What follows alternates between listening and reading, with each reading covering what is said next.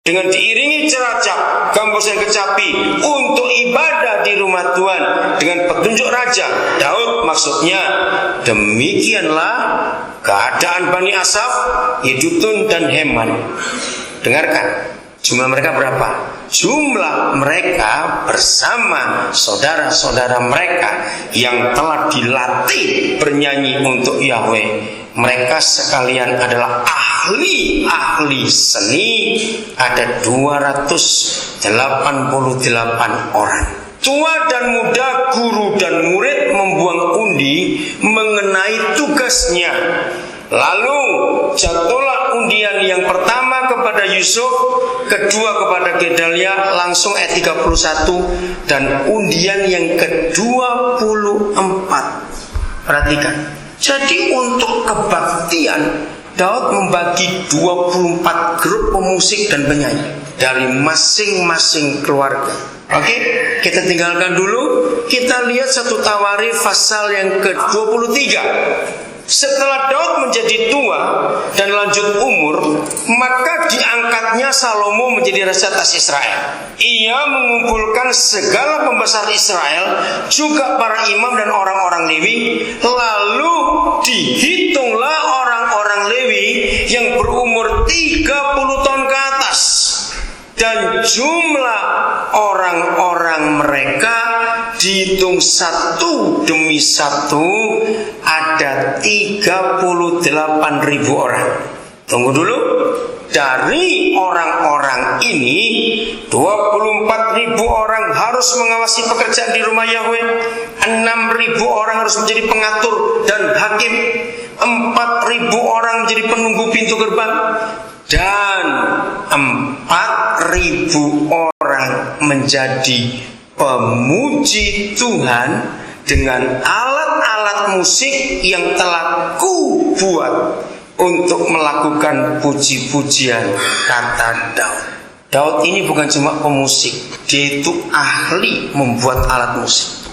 Saudara, mengapa Alkitab menulis ini? Saya percaya bukan cuma sekedar buat penuh-penuhan Alkitab saja. Betul tidak? Pasti punya tujuan. Saya nggak ada waktu untuk membaca semua, nanti saudara baca terus. Ada banyak lagi yang luar biasa. Saya baca ayat 24. Ya, install pembagian masing-masing. Masih di pasal 23. Itulah Bani Lewi menurut puak atau kelompok mereka. Kepala-kepala puak mereka pada waktu mereka dicatat seorang-seorang sesuai dengan bilangan nama mereka, orang demi orang yang berumur 20 tahun atau lebih. Mereka lah yang harus melakukan pekerjaan untuk ibadah di rumah Yahweh.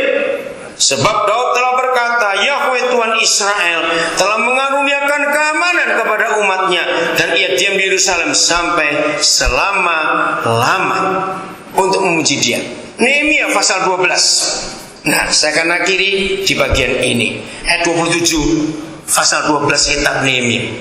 Semua lihat judulnya apa? Ada kisah apa pada hari itu? Pentapisan tembok Yerusalem. Pada pentapisan tembok Yerusalem, orang-orang Lewi dipanggil dari segala tempat mereka, dibawa ke Yerusalem untuk mengadakan pentapisan yang meriah dengan ucapan syukur dan kidung, dengan ceracap, gambus dan kecapi. Maka berkumpullah kaum penyanyi dari daerah sekitar Yerusalem, dari desa-desa orang Netofa, dari Bet Gilgal, dari Padang Geba dan Asmawet, karena para penyanyi itu telah mendirikan desa-desa sekitar Yerusalem. Bisa bayangkan pada masa itu ada perkampungan para penyanyi, para pemusik. Mereka buat perkampungan, mereka buat komunitas di kalangan mereka.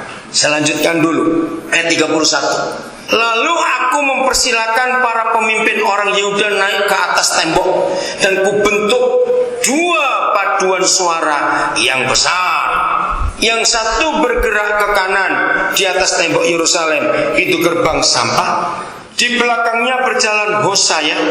dengan sebagian dari para pemimpin orang Yehuda pula Asaria, saya nggak usah baca, ayat 38. Dan paduan suara yang kedua berarak ke kiri, dan aku mengikutinya dengan sebagian dari orang-orang itu mulai tembok luar menara perapian sampai tembok lebar. Nanti sudah baca seterusnya. Bayangkan kalau pada masa itu yang semuanya masih terbatas, mereka bisa sepenuh hati memberikan pujian terbaik buat Tuhan. Apalagi zaman ini, ketika fasilitas begitu luar biasa, kita harus lebih baik dari mereka. Tujuannya cuma satu, saudara. Ketika dunia sudah muak dengar khotbah gereja karena banyak kemunafikan, maka dunia nggak akan pernah muak dengar musik. Katakan amin untuk itu. Ini waktunya saudara tampil untuk menyatakan kasih itu kepada dunia dengan talenta yang Tuhan berikan kepada saudara. Saudara, sebetulnya musik, lukis, pahat apa itu, sebetulnya itu nggak pernah ada sekolahnya. Kalau matematika sekolahnya harus ada, kan ada rumusannya. Tapi seni mau sekolah apa? Itu kan semua di ide dan di perasaan. Mau ditulis bagaimana? Karena itu berkembang terus. Maka itu tergantung orang seni itu kiblatnya kemana. Nah, kiblatnya itu yang akan mewarnai karya saudara. Renungkan kata-kata ini. Seni itu nggak ada patokannya. Betul? Beda dengan rumus fisika, ada patokannya. Rumus ekonomi, ada patokannya. Seni nggak ada patokannya. Maka itu saudara, ini orang-orang hebat yang akan menyatakan diri Tuhan kepada dunia, dan orang akan melihatnya itu. Saya percaya semua orang di dunia pasti mengakui Bono. Betul nggak? Hanya orang gila nggak pernah mengakui dia. Saudara bayangkan bagaimana kalau dia membuat syair-syair itu. Maka itu karismata Shalom berkembang.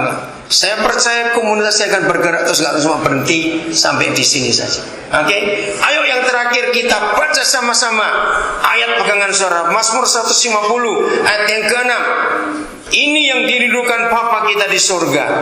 Ada pendek, cuma 3 bait, 3 baris. Saya baca dulu ya.